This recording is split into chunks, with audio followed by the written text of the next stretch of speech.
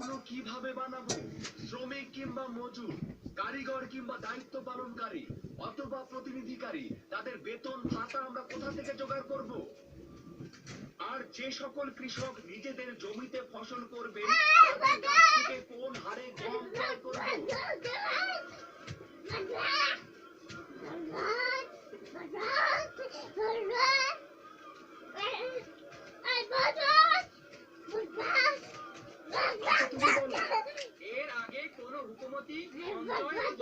মিশরের হুকুমত কোনোদিন এই কথা ভেবে দেখেনি, কিন্তু সামনে যেহেতু একটি বড় বিপর্যয় আসছে, তাই সেই বিপর্যয় মোকাবেলার জন্য আমাদেরকে প্রস্তুত থাকতে হবে।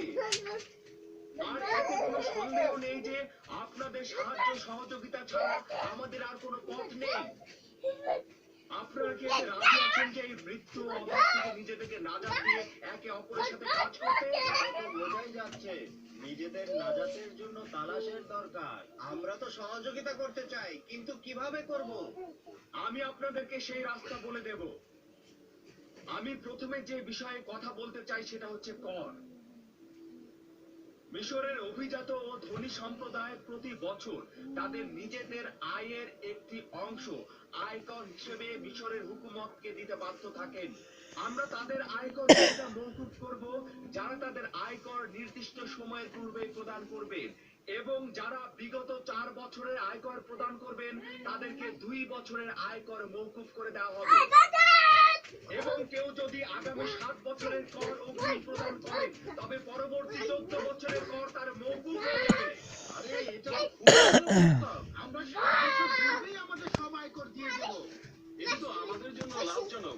বছর আয়কর দিতে হবে না, হুকুমতের জন্য লাভজনক এবং মুশকিল আসান হবে। আরেকটি পন্থা অবশ্য রয়েছে, ফেরাউন বা পূর্ববর্তী রাষ্ট্রনায়কদের পন্থা অবলম্বন করা। আর সেটা হচ্ছে পার্শ্ববর্তী রাষ্ট্রে হামলা এবং অনুদানের মাধ্যমে গম ক্রয়ে প্রয়োজনীয় অর্থ সংগ্রহ করা। তবে সেই ক্ষেত্রে আপনাদের যুদ্ধের জন্য প্রস্তুত থাকতে হবে এবং যুদ্ধ তার মানে কি দুর্ভিক্ষে ধ্বংস হওয়ার পূর্বে আমরা কি ধ্বংস করব?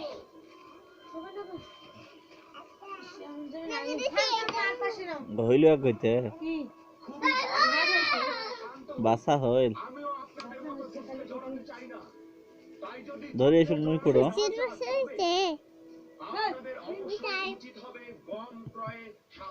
মাছ বাসার কথা আল্লাহ রাষ্ট্রকে দেওয়া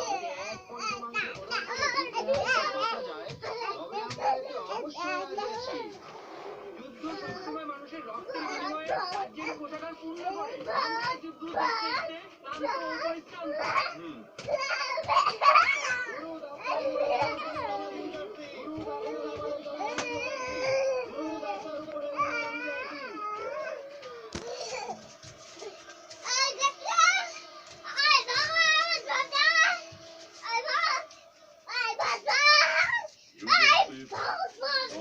জমিগুলো যদি কৃষকের নামে বন্টন করে দেয় তাহলে সেটাই হবে ইবাদতখানার বিজয়ের প্রথম ধাপ আর আমাদের প্রথম সুযোগ।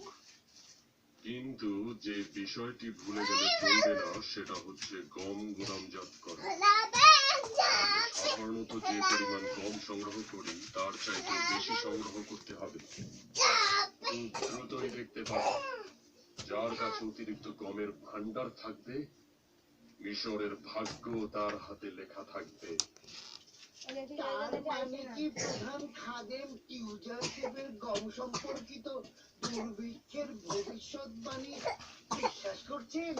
হ্যাঁ, দুইটি দলিলের কারণে বিশ্বাস করছি। প্রথমত, পদের ব্যাখ্যা ইউজারশিপ ছাড়া অন্য কেউ নির্ভুলভাবে তুলে ধরতে পারে। দ্বিতীয়ত, বিবেকবান মানুষ সতর্ক থাকে।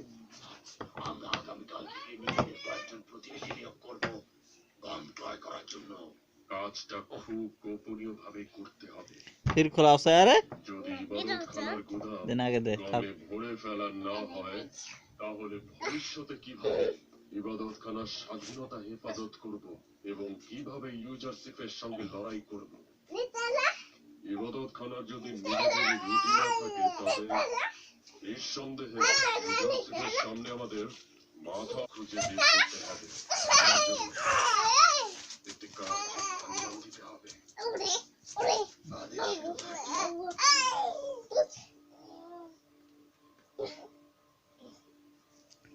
মশের ভাত খাইছে ভাত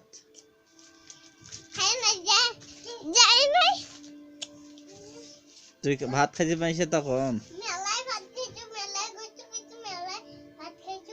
কি দিক ভাত খাইছিস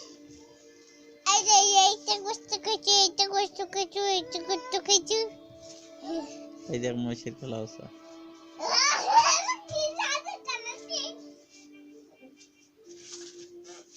ঠিক কেন করো স্যার খেলা কি কি খেলা তুই যা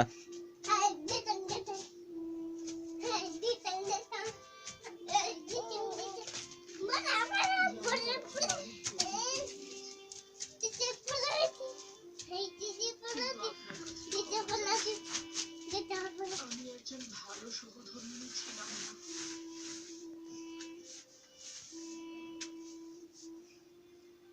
এবং আপনার মর্যাদার মূল্যও বুঝিনি, কিন্তু আপনি সব সময় মহান ছিলেন।